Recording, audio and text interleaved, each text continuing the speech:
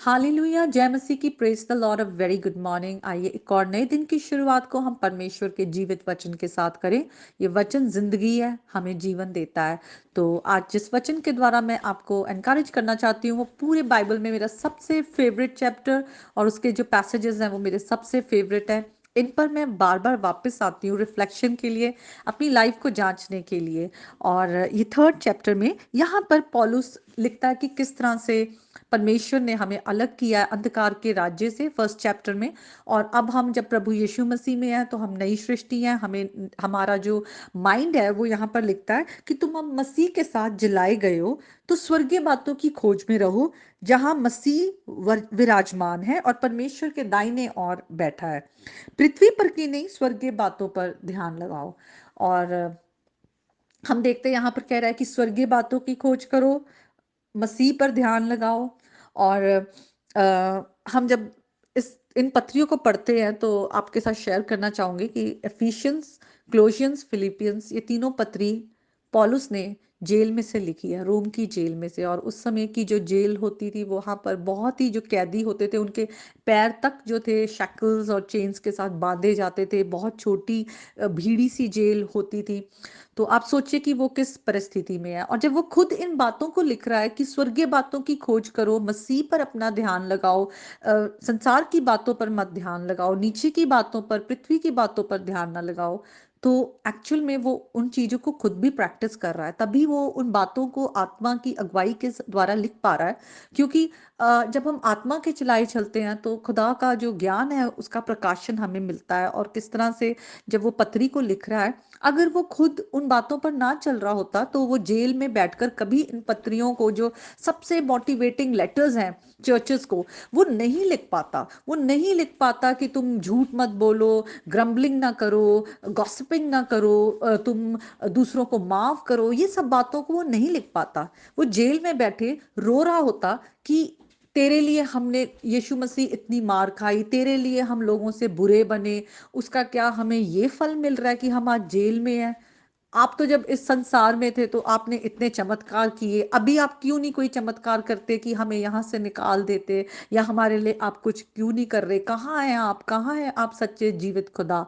इस तरह की बातें कर रहा होता।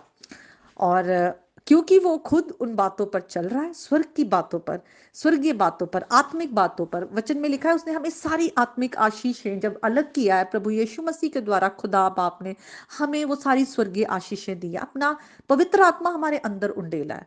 तो अब हमारा जो नया जीवन है वो बदला हुआ होना चाहिए। तो वो कहता है ऊपर की बातों पर तुम ध्यान लगाओ, जहां यीशु मसीह है पिता के दाहिने और विराजमान, मसीह पर ध्यान लगाओ, संसार की बातों पर नहीं। वो एक लिस्ट देता है, पहले वो लिस्ट शुरू करता है जो संसार की बातें हैं। और वो इन लिस्ट में कहता है पहले तुम इन बुराइयों में जीवन बिताते थे और इन्हीं के अनुसार चलते थे। तो हम सब जानते हैं हमारा जीवन कैसा था मसीह में आने से पहले, और अब कैसे धीरे धीरे धीरे धीरे हमारी एक तरह से वॉशिंग, क्लेंजिंग हो रही है। हम सैंक्टिफिकेशन प्रोसेस में, हमारे अंदर से कमियां निकलती जा रही हैं। वो कहता है अपने अंगों को मार दो, और जो पृथ्वी पर की है। तो कौन सी हैं वो जो हमें पाप कराते हैं? हम किस तरह के पाप में गिरते हैं? व्यभिचार, अशुद्धता, दुष्कामना, बुरी लालसा, लोभ, और जो कि मूर्ति पूजा के बराबर है। आप कहेंगे हम मूर्ति पूजा नहीं करते, लेकिन जब आप ये सब काम कर रहे हैं, लालच कर रहे हैं, व्यभिचार कर रहे हैं, अशुद्धता में पड़े हैं, बुरी लालसा रखते हैं, तो हम मूर्ति पूजा ही कर रहे हैं। और फिर वो लिखता है कि इन सबको क्रोध, रोष, वैर भाव, निंदा, मुंह से गालियां। आज हम कितने क्रिश्चियन होकर भी कितनी जल्दी लोगों की बातों का बुरा मान जाते हैं, लोगों को माफ नहीं कर पाते, और मुंह से गालियां निकाल देते हैं, और संसार की रीति चलते हैं। क्या फर्क है? पहले हम प्रभु में आने से पहले संसार के थे, तब हम ऐसे चलते थे, तो क्या अब हमें इन चीजों को छोड़ना नहीं है? हमें रोज रोज अपनी लाइफ को जांचना है। अगर हम नहीं चल रहे, हम और ज्यादा वचन पढ़े। फिर उसके बाद वो लिखता है स्वर्ग की बातों पर खोज करो। फिर वो बताता है कि वो स्वर्ग की बातें कौन सी हैं। लिखता है मनुष्यत्व को, नए मनुष्यत्व को पहन लो, जो सृजनहार के स्वरूप के अनुसार ज्ञान प्राप्त करने के लिए बनता जाता है। तो अब मसीह को पहन लो, अपने सृजनहार के स्वरूप, उसके ज्ञान में बढ़ते जाओ, और उसके ज्ञान में बढ़ते हुए पवित्र और प्रिय है, करुणा, भलाई, दीनता, नम्रता और सहनशीलता को धारण कर लो।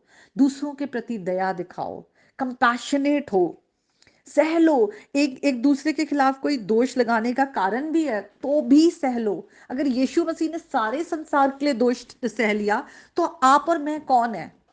हमें सबकी सहनी है, क्षमा करना है दूसरों को जैसे यीशु मसीह ने हमें क्षमा किया है।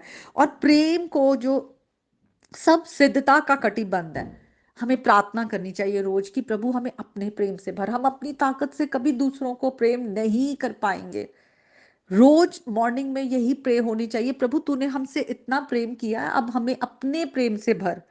और लिखा है हर वक्त स्तुति गान करो और भजन गाओ, प्रार्थना में बने रहो, सब बातों में परमेश्वर को आप थैंक यू कहो, दूसरों को सिखाओ और वचन को अधिकाई से अपने हृदय में बसने दो और प्रभु की शांति तुम्हारे अंदर रहेगी। तो सचमुच हम जो ये फ्रूट ऑफ द स्पिरिट है शांति, ये हमारे अंदर आता है, प्रभु का प्रेम हमारे अंदर आता है, आनंद हमारे अंदर आता है। पौलुस जब फिलिपियों को चर्च को जब वो वहां पर पत्री लिखता है, जेल में से लिख रहा है और वो कह रहा है मसीह में आनंदित रहो, वो खुद के लिए भी कह रहा है कि मैं आनंदित हूँ।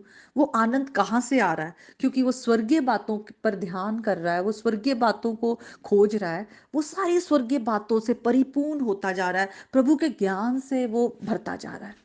तो आइए आज के वचन के द्वारा परमेश्वर आप सबको बहुत ब्लेस करे और हम सबके जुएं टूटे, शैतान का जितने भी उसके जो डिसेप्शंस है, लाइज है, वो हमारी तरफ जलते हुए तीर डाउट के फेंकता है, वो प्रभु यीशु के नाम से टूट जाए, हर एक जीवन में आजादी आ जाए। प्रभु यीशु के नाम में हमें प्रार्थना मांगते हैं, आमीन। May God bless you all.